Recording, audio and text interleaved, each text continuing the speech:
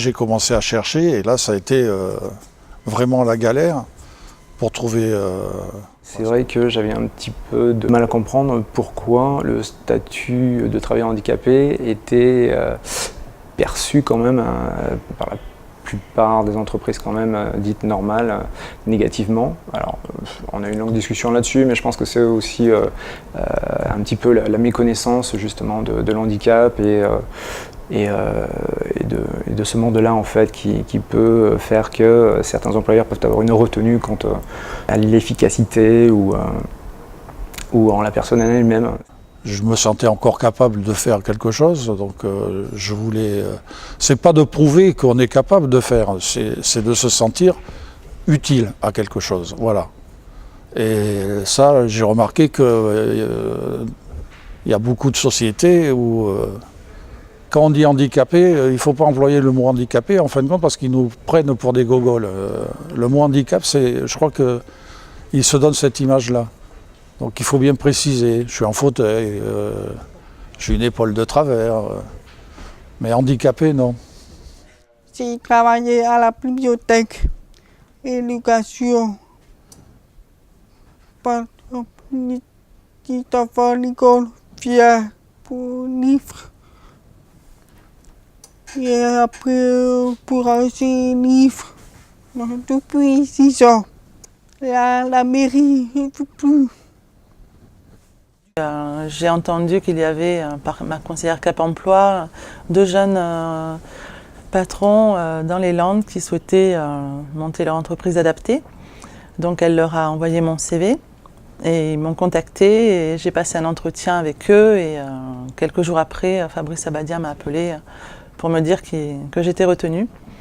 Donc j'y croyais pas trop et finalement, un mois après avoir travaillé en CDD, j'ai eu mon premier CDI au bout de 20 ans sur le marché du travail. Pour moi, les entreprises classiques et l'entreprise adaptée, au niveau de la différence, c'est exclusivement le respect des contre-indications médicales. Ça, c'est la base, c'est fondamental pour moi, pour pouvoir tenir au travail.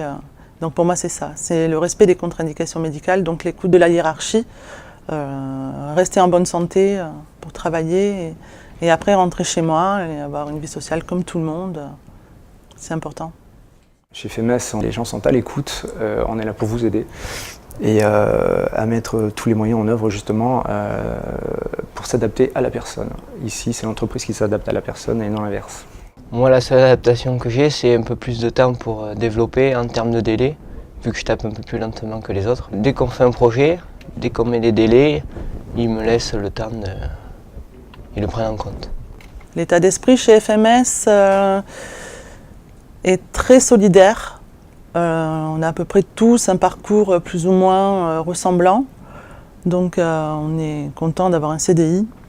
D'attention, de confiance, écoute, pour aider. Oui, une bonne ambiance. Et après, je ne peux pas avoir la différence par rapport aux autres entreprises, vu que c'est ma première entreprise. On est tous dans le même cas, dans le même bateau, donc déjà on n'en parle pas. On se regarde comme des gens normaux, chose qu'à l'extérieur on ne nous regarde pas pareil. Donc voilà. Puis bon, c'est une ambiance comme une ambiance dans toutes les affaires, quoi.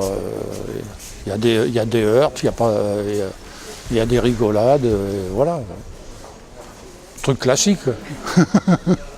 C'est pas parce qu'on est handicapé qu'on est différent. Hein.